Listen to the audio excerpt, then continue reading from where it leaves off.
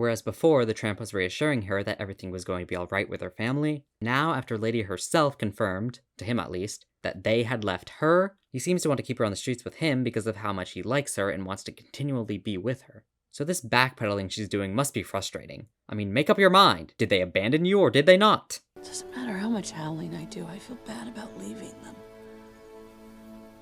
You don't have to worry about leaving them. They already left you.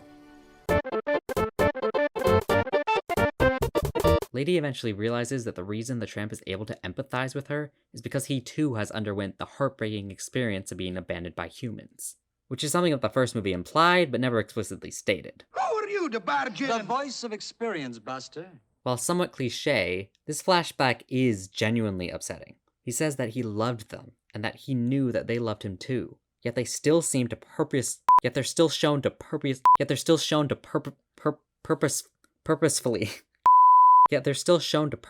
get rid of the tramp when the baby came.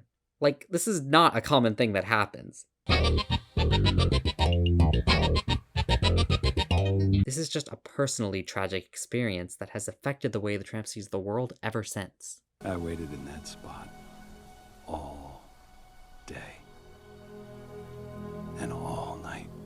Lady is sympathetic and sorry that he'd have to go through something like that. But true to the tramp's personality, he doesn't linger on the serious, sentimental side of himself too long, but rather he dismisses it. Despite the sad story and the tramp pessimistically reaffirming that all humans are not loyal, this scene still has a very pleasant mood to it. It's very sweet that he says Lady is the one positive in his life of rejection. And if I were still with him, I wouldn't have met you. And we wouldn't have had this amazing day. At night. And him wanting to share his exhilarating, free life specifically with Lady shows how much he likes her and cares about her, as he wants her to experience the same joy that he does. Part of him knows that it's no longer the life of individuality and no restraints that he is after, it's a life with the person he loves. Still, the scene would be more fitting if Lady eventually did decide to join the tramp in his liberated street life, as the movie seems to really romanticize this idea by the end of this scene. But that ultimately doesn't happen. So the lack of Lady adamantly defending family love and connection makes the scene almost out of place.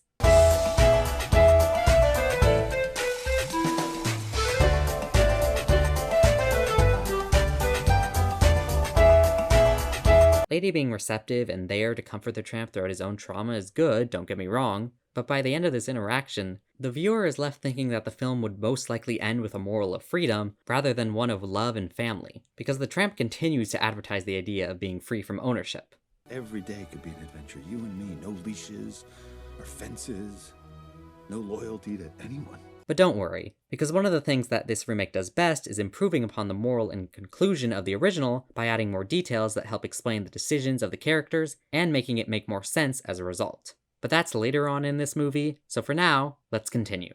Their fun is cut short, however, when the dog catcher finds them. Somehow. I found you! He found me. Thanks, Captain Obvious. In the first movie, they actually sleep here the entire night, and then Lady starts to be concerned with heading home. But they don't have time to sleep now because they have to run.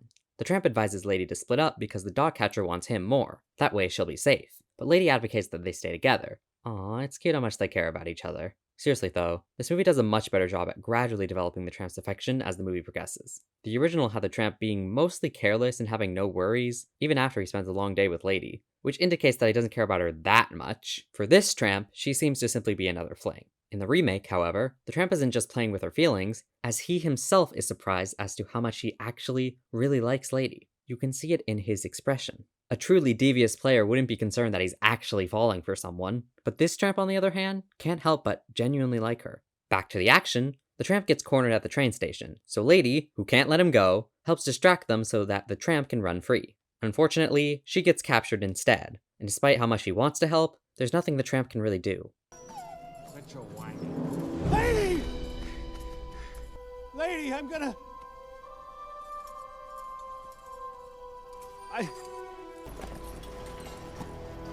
I'm so sorry, Lady. I don't know why the tramp doesn't even try to help her, though.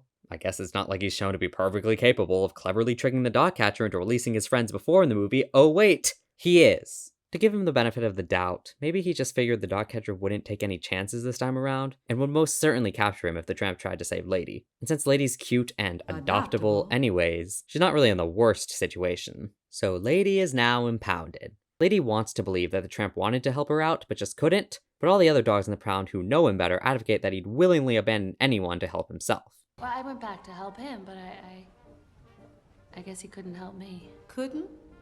Or wouldn't? Oh. Which Lady starts to believe because it all seems to be adding up that the tramp was trying to ditch her. We need to split up. Quick, go that way. What? No, that's crazy. We have to stay together. He's after me anyway. We're better off alone. Did you have to split up? Or did he just say you're better off alone? Wait, how did you know that? This is where we get our live-action version of the song He's a Tramp. The lyrics are almost exactly the same, except for in the remake, they are slightly altered in order to make the tramp seem more like a lone wolf who you can't count on, rather than a sleazy, unfaithful player. Breaks a new heart every day. Pulls a new scam every day. I guess he's just a no-count pup. But I wish that he were double. I guess he's just a no-count pup. Who would it Which was a good choice, because he's certainly more of an individualist in this movie, as opposed to the original, where he seemed to actively seek out others. And his dedication to Lady in the first movie could be seen as a genuine interest from a guy who's just very personable, but I can also definitely see him being a player as well, with him not taking his romance with Lady that seriously, as well as him acting almost condescendingly towards her. I should have been home hours ago. Why? Because you still believe in that ever-faithful old dog Trey routine? Oh, come on, Pidge.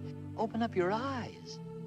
Open my eyes. Charming, but condescending, as if he's superior to her. That's partially because Lady has arguably less personality in the original compared to her more quirky and charismatic self in the remake, making her seem more like the damsel in distress, or just the love interest, rather than her own character. But the tramp also just doesn't do enough for Lady to make me think that she is particularly special to him relative to all the other dogs he's quote-unquote dated. Oh, the dames, yeah. He has an eye for a well-turned paw, he has. Let's see, there's been Lulu. Yeah, and Trixie. And Fifi. And my sister, Rosita Chiquita Juanita Chihuahua, I think. Who is Trixie? Trixie? And Lulu, and Fifi, and Rosita Chiquita, whatever her name is.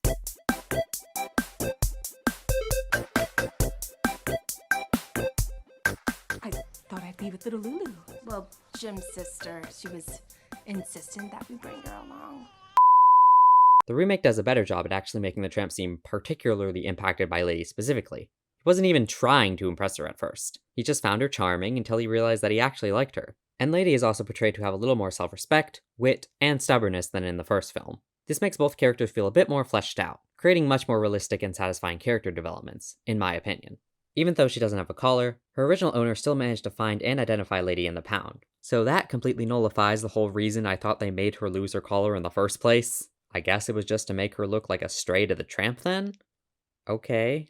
And then they completely roast the aunt for her negligence. Actually, they're just mildly rude to her as they tell her to leave. We then get a montage of Lady and her family being happy together. This wasn't in the first one, but I'm pretty sure I know why it was added here. Without it, the ultimate message of this film is weakened. And that's one of the problems with the original movie. But we'll get back to this later. In other news, guess who got adopted? Peg and... what's his name? No, Bull. Bull. Wait, really? The pit bull's name is just Bull? The tramp is confused as to why they'd be so content with being part of a family, but they say that they've always been capable of and desired connection with others in a loving and familial way, as they've done so by just being loyal friends with each other this whole time. Something the tramp never was to anyone, not even Lady, apparently. And I really appreciate the consistency with what Peg said when they were first introduced. We'd rather be locked up together than out on the streets alone. In a way. We've always been family dogs. At least to each other. The tramp is very distressed, and Peg starts to realize that it is probably because of Lady, having abandoned her even though he genuinely liked her. He realizes that he is the same type of treacherous person that his owners were to him, by abandoning Lady even though she knew that he loved her. That must really sting for Lady. And because of this, the tramp actually feels sorry. The dog that has been a lone wolf, the advocator of independence and freedom, the one who wanted no bindings of loyalty to anyone, this dog now has lingering remorse. He's no longer the free-spirited one who never looks back. He's now empathetic and caring. He got what he always wanted and was right about everything. Are we looking at the same dog? Yep, he's free to be himself and free to be by himself.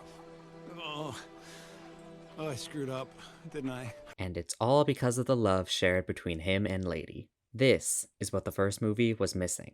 A moment where we actually see just how much Lady is special to, and just how much she actually means to the Tramp. It wasn't just a fling, but an interaction that changed the Tramp's whole perspective on life. Because what good is independence without love, and a person you can share your joy with? You said it yourself. Nobody else is loyal, so why should you be? I should have just believed you. No, you shouldn't have believed me. Whatever I said about that, about, being free, and that was not true. Because being free without you there, now that's just being alone.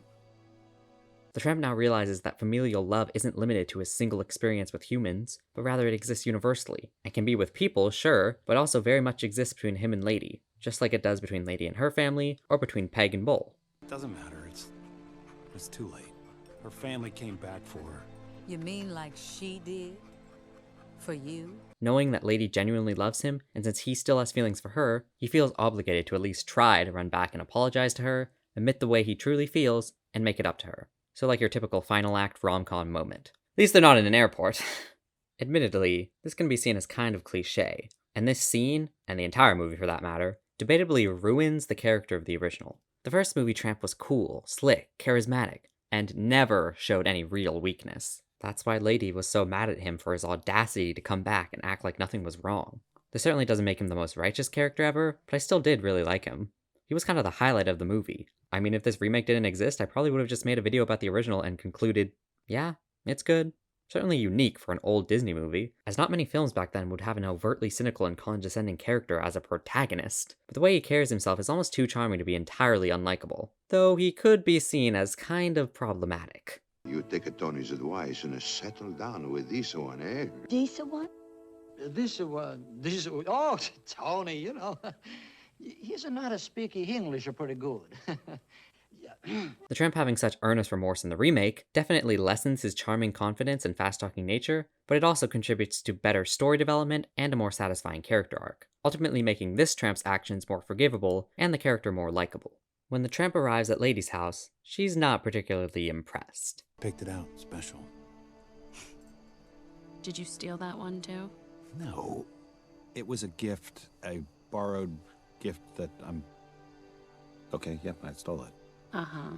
However, things didn't entirely go back to normal for Lady. She still keeps her experiences with the Tramp with her, and remembers them in fondness, shown by her unleashing her inner wolf whenever she can.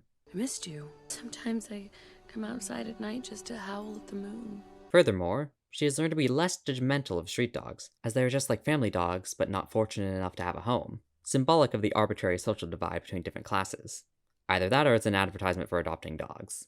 Probably the latter. But no, really, the importance of familial connection and shelter for all dogs, and subsequently all people, is what both movies are trying to convey. The montage of her being a part of her happy family provides extra nuance and more of a display of familial affection that helps make the theme resonate with the viewer more, since it was actually supported by the events of the movie, though somewhat rapidly in the final act. Therefore, when the Tramp proposes that they could still be free together, she actually defends her family for the first time in a while. She may not be the center of their universe anymore, but she's still cared about and is a part of something greater. A loving, joyous family is built out of each member, not just having one's own needs fulfilled. And the Tramp genuinely respects this decision. I belong here. With Jim Deere and Darlene and Lulu, we're a family. You're right. You deserve it, Lady. You deserve it too. You deserve love. I'm just sorry that it can't be with me. Ouch.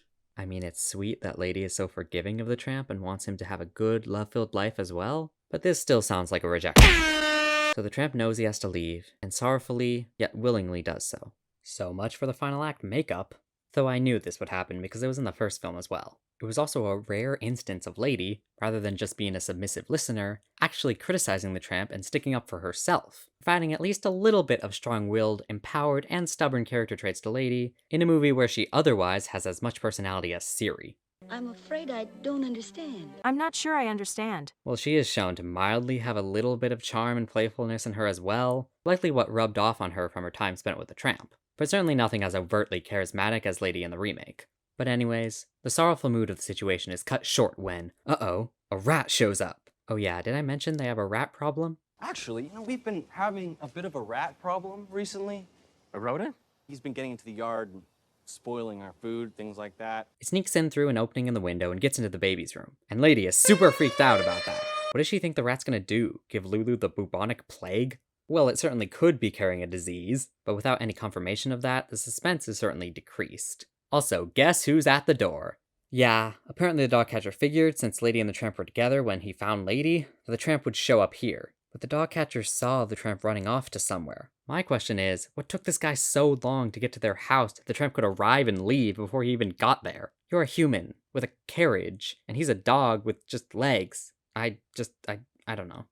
Imagine if the moment he gave Lady back to them, he said, "Oh yeah, I'm gonna have to stay at your house for a while until the stray dog I'm looking for shows up. Because I saw him with your dog one time, and I'm sure he'll come to see her again." They'd probably be like, "No thank you." The father locks Lady in a closet because she's freaking out, assuming it's due to emerging memories of her traumatic experience at the pound brought about by the appearance of the dog catcher. I think if your dog is acting strangely, you shouldn't just ignore it, but what do I know? Lady, however, thinks smartly about this, and instead starts to bark towards the back door so that the Tramp can hear her. When he comes to the door, she informs him about the rat, and the Tramp, loyally, does not hesitate to help her out. I'll take care of it. You will? Just his luck, though, he also needs to be careful because of the dog catcher, who just invited himself in. We then get this intense fight scene between the dog and the rat. Well, I guess it's like an Ant-Man, where the severity of the situation is based on differing perspectives. According to the animals, it's intense, but to the people, it's, well, relatively small. In a surprising turn of events, the Tramp actually likes the baby, and actively wants to defend it. He manages to kill the rat, but not without obtaining an injured leg. Is that Luna? What? Who else could it be? Why aren't you more concerned that your baby is crying and you hear a bunch of thuds? Parents of the year, ladies and gentlemen. The father finds the Tramp in the room and obviously thinks that he tried to attack the baby, so they inform the dog catcher so he can take him away. You can imagine how shocked the parents were when they realized that this crazy dog catcher guy was actually right. Well, as it seemed. No, I must say, I didn't take you seriously at first. You get that a lot. But when Lady is released, she shows her own as the rat. Of course, that doesn't really prove anything yet. How are they supposed to know that Tramp was specifically trying to kill the rat to protect the baby? And why would he do that? It's not like Lady can just tell them that she asked the Tramp to help her. So Lady alone runs out to try and save the Tramp. We've got strict rules on what happens to dogs that attack humans. And soon after, Jock and Trusty join her, unlike the original where the two latter dogs go by themselves to help the Tramp. Though it's hard to believe dogs running on foot could outrun a horse-drawn carriage. The parents are obviously very confused and concerned, so they chase after Lady. Jim, Lily's fine. Did we actually see that dog attack her? Yes.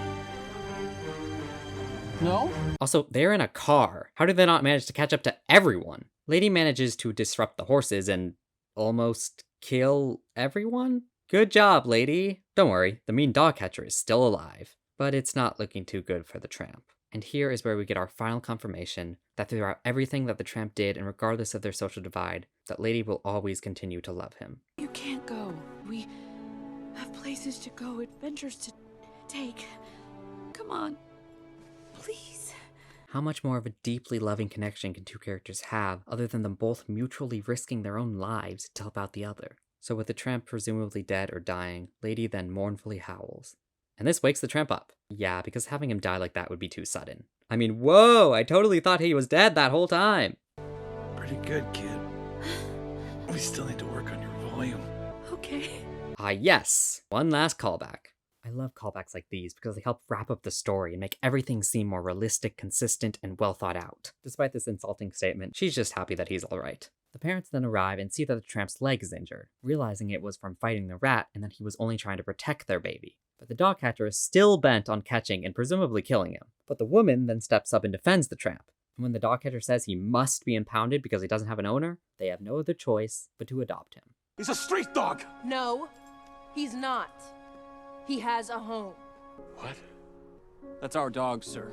I really appreciate how this remake actually shows them adopting him, unlike the original where it just kinda happens. It also wasn't necessarily his own decision, instead he was just offered it and he accepted.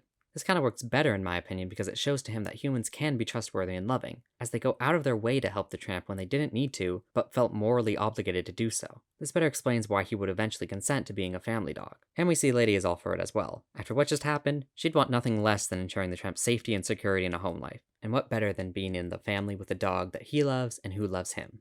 However, it would not be this easy in real life. You think the dog catcher who worked this entire time to catch the tramp would just give him up to you so informally? You didn't even do any paperwork, or officially adopt him in any way. You just said, "That's our dog," which I'm sure he can prove isn't true. That's not even the most unbelievable part. The most unbelievable part is that he doesn't declare Lady a threat because she almost killed him! At the very least, they should pay for the damages to his carriage. Though maybe it's paid for by the city and the event could be construed as being just an accident. What about the horses? They ran off. You still need to find and catch them. There's just too many problems with this to let it go.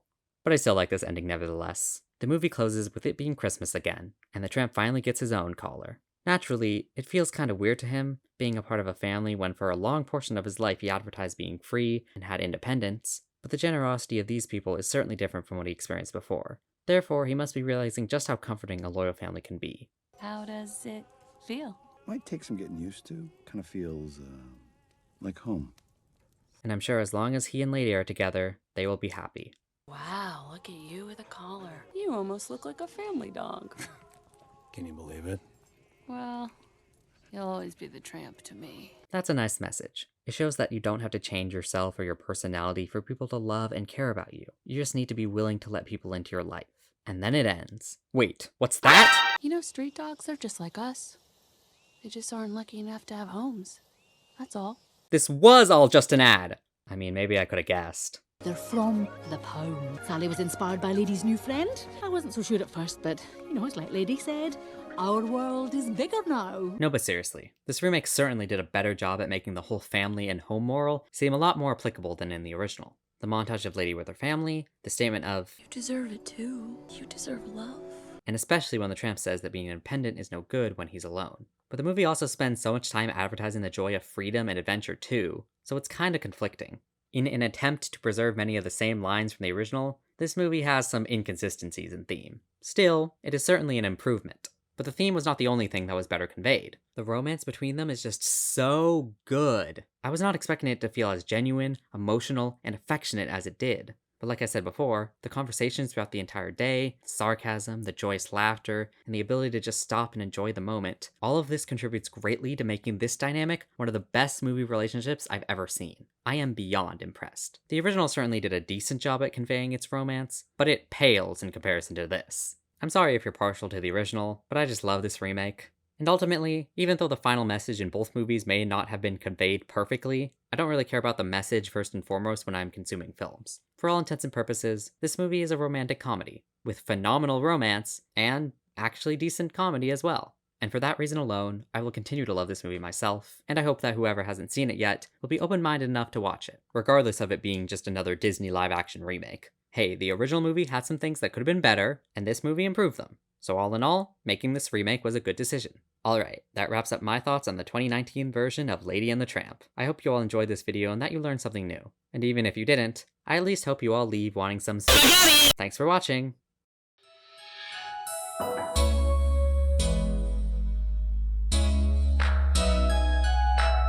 The night that I first saw you, clouds covered a half full moon. You seemed to be my type, and when I